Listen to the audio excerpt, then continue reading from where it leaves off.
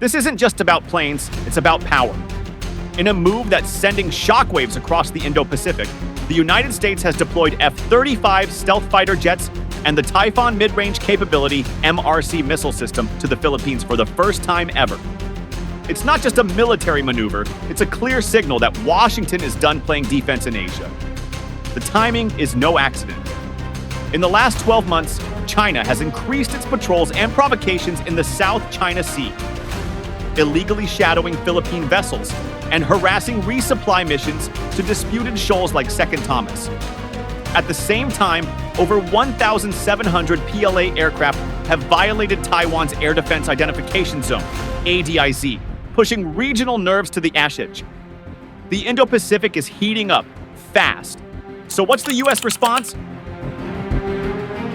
Deploy the world's most advanced fighter jet, the F-35 Lightning II, capable of evading radar, jamming enemy systems, and delivering precision strikes, all while coordinating in real time with naval and ground assets. Alongside it, the Typhon MRC missile system, a road-mobile launcher that can fire Tomahawk cruise missiles and SM-6s, has been positioned within reach of China's military outposts in the South China Sea. This is more than deterrence. It's a strategic power shift. Military analyst Colin Coe told Nikkei Asia last month, "This deployment puts the Philippines back on the map as a critical node in U.S. Indo-Pacific strategy. It's a nightmare scenario for Beijing." Why? Because the Philippines sits at the crossroads of the first island chain, a choke point that could either contain China's naval expansion or allow it free access into the Pacific. By expanding bases under the Enhanced Defense Cooperation Agreement, EDCA, the U.S. is now positioned to project force from Luzon to the Spratlys and even Taiwan. Make no mistake, this is a calculated move designed to deter Chinese aggression, reassure regional allies like Japan and Australia, and redraw the balance of power in one of the world's most dangerous flashpoints. So the question now is the U.S. preparing for war or preventing one?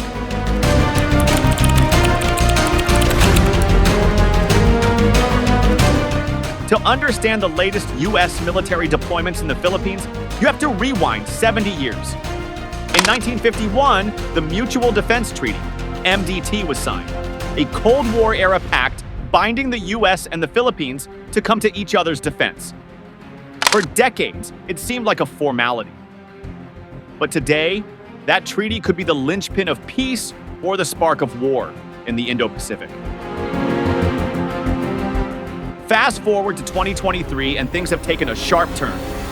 Under the Enhanced Defense Cooperation Agreement, EPA, the U.S. now has access to 9 military sites across the Philippines, including 4 new bases announced just last year, 2 of which are within 400 kilometers of Taiwan. This isn't about occupying bases, said a senior Pentagon official. It's about positioning ourselves where it counts, fast, mobile, and forward. Why is this such a big deal? Because the Philippines sits at the heart of the first island chain, guarding vital choke points and sea lanes through which over $3.5 trillion worth of global trade flows every year. Whoever controls this corridor controls access to Taiwan, the South China Sea, and even the broader Western Pacific. In short, the Philippines has gone from strategic backseat to frontline hub, almost overnight. On the other side of the chessboard is China, whose presence in the South China Sea has gone from ambiguous to aggressive. Its infamous 9-dash line claim cuts through waters also claimed by Vietnam, the Philippines, Malaysia, Brunei, and even Indonesia, covering over 80% of the South China Sea, including critical maritime zones. China has been turning coral reefs into military fortresses. Look at Fiery Cross Reef, Mischief Reef, and Subi Reef, once submerged shoals, now bristling with airstrips, radar systems, and missile platforms. Satellite imagery confirms what many already feared. China is militarizing the sea, island by island. But it's not just hardware, it's tactics. Beijing's so-called maritime militia, a fleet of fishing boats operating like paramilitary vessels, has harassed Filipino fishermen, blocked resupply missions, and even fired water cannons at Philippine Coast Guard ships near Second Thomas Shoal. a flashpoint where tensions are now boiling. And here's the kicker. In 2016, the Permanent Court of Arbitration ruled against China's sweeping maritime claims. The verdict? There was no legal basis for China to claim historic rights within the 9-dash line. Beijing's response? Total rejection. So despite international law, growing diplomatic pressure, and rising economic backlash, China continues to push its agenda, testing how far the U.S. and its allies are willing to go. The U.S. and the Philippines are reactivating their alliance not just out of nostalgia, but because the South China Sea has become the front line of 21st century great power rivalry. With trade, sovereignty, and stability on the line, and one miscalculation away from conflict, the stakes have never been higher.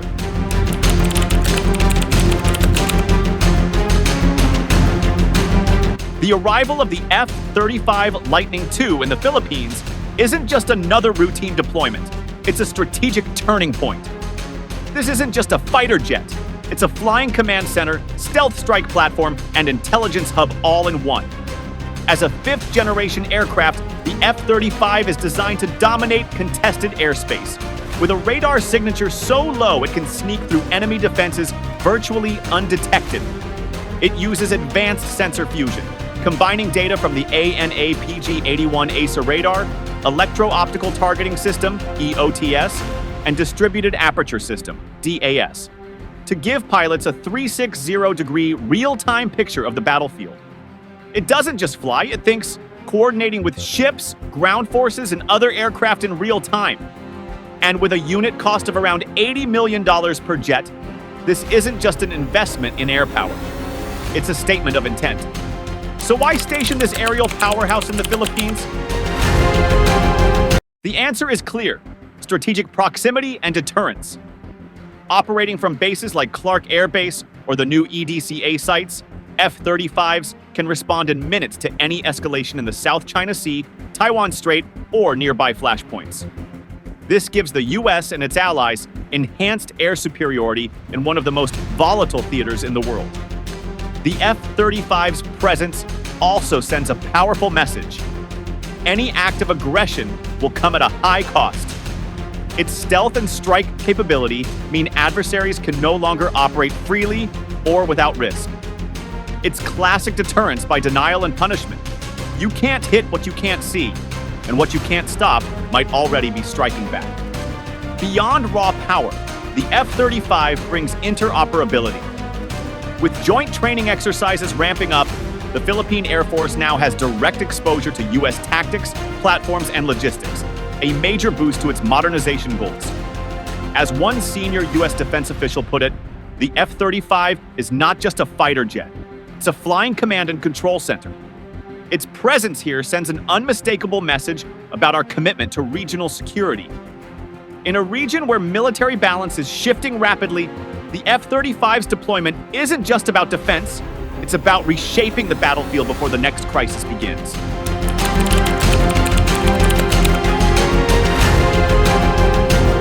While most eyes are on stealth jets in the skies, the real shockwave might be coming from the ground. The U.S. has officially deployed the Typhon mid-range capability, MRC missile system, to the Philippines. The first time ever this system has been positioned in the Indo-Pacific. It's a historic moment, and one that could transform the region's military balance almost overnight. Why is this such a big deal? The Typhon system was born in the aftermath of the INF Treaty's collapse, designed specifically to fill the void left by decades of banned ground-launched missiles. It can launch both the Tomahawk Land Attack Missile, TLAM, and the Standard Missile 6, SM-6.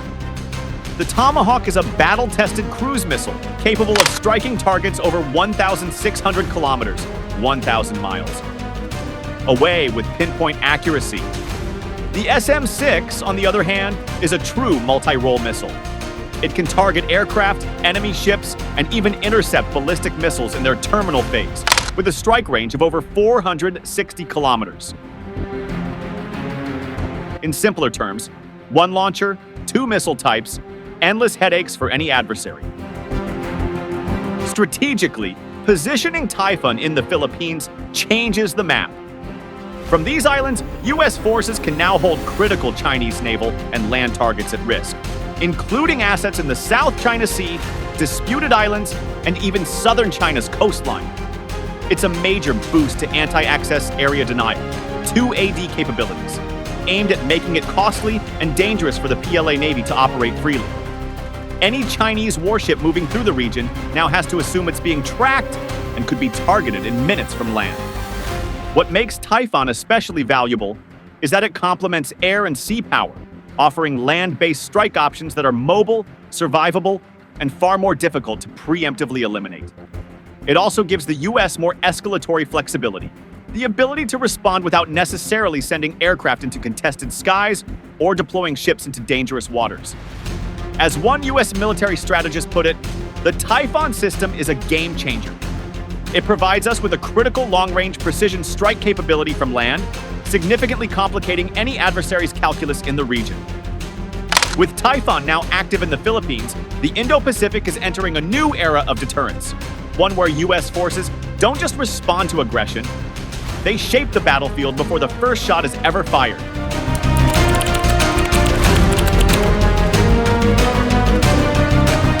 The U.S. deployment of F-35 stealth fighters and the Typhon missile system to the Philippines didn't go unnoticed. It triggered a swift and fiery reaction from Beijing. Within hours of the announcement, China's Ministry of Foreign Affairs issued a stern condemnation, calling the move a serious provocation and accusing Washington of trying to destabilize the Indo-Pacific. In a sharply worded statement, a Chinese official declared the U.S.'s actions seriously undermine regional peace and stability. China firmly opposes any attempt to provoke bloc confrontation or interfere in regional affairs. In the days following the deployments, the People's Liberation Army, PLA, launched large-scale military drills in the South China Sea, as well as off the coast of Fujian, directly across from Taiwan. Simultaneously, Chinese Coast Guard and Navy ships intensified patrols around disputed areas like the Second Thomas Shoal and Scarborough Shoal. A spike in PLA Navy and Air Force sorties was also reported over the Taiwan Strait, with analysts noting a clear pattern. China is flexing hard to show it won't be cornered. Behind the aggressive posturing lies real strategic concern. The presence of F-35s and land-based Tomahawk-capable launchers within strike range of Chinese military installations punches a hole in China's anti-access, area denial, A2AD strategy, a doctrine that aims to push U.S. forces as far from its coastline as possible. Now, U.S. strike assets sit right at China's doorstep, threatening to neutralize key airfields, radar sites, and naval bases before Beijing could even react. To China, it's not just a military issue, it's a geopolitical one. The enhanced U.S.-Philippines partnership is seen as part of a larger pattern. In Chinese eyes, this isn't defensive, it's an encirclement. And it's fueling paranoia inside Zhongnanhai about the West's intentions, especially as Washington deepens its commitments across the First Island chain. Perhaps the biggest flashpoint, though, remains Taiwan. With F-35s and Typhon systems now operating within easy reach of the island, Beijing is reassessing the risk calculus of any potential future conflict.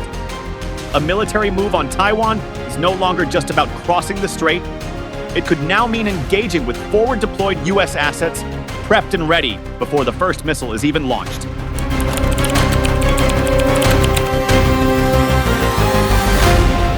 As the U.S. plants stealth jets and long-range missiles in the Philippines, the entire Indo-Pacific feels the ripple effects. This isn't just about one deployment or one island chain, it's about a broader shift toward regional militarization. A growing sense that the strategic clock is ticking and countries need to act fast.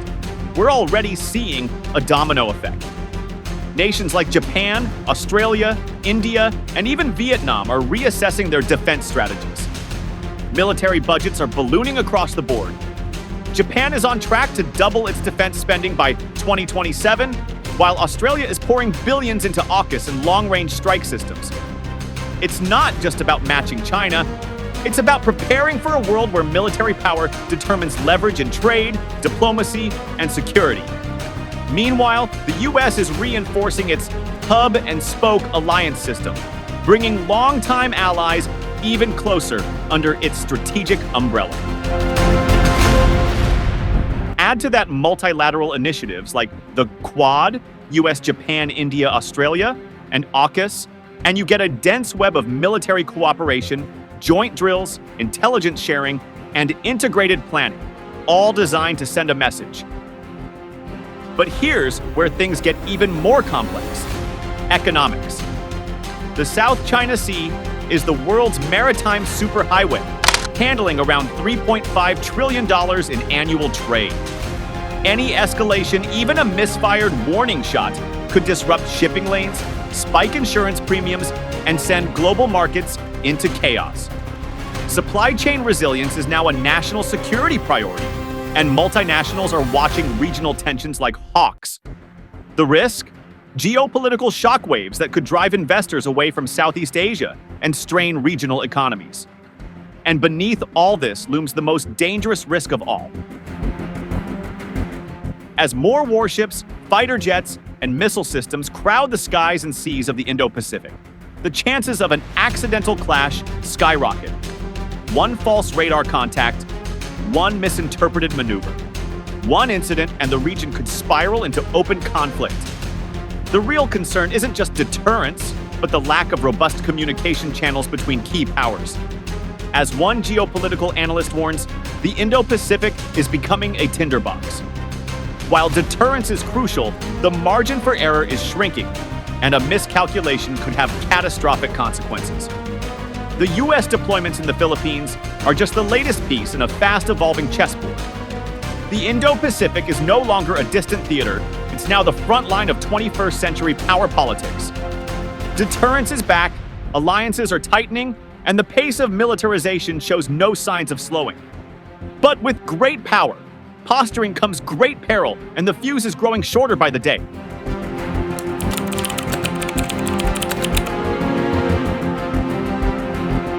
The deployment of F-35 stealth fighters and the Typhon missile system to the Philippines is more than a tactical adjustment. It's a strategic line in the sand.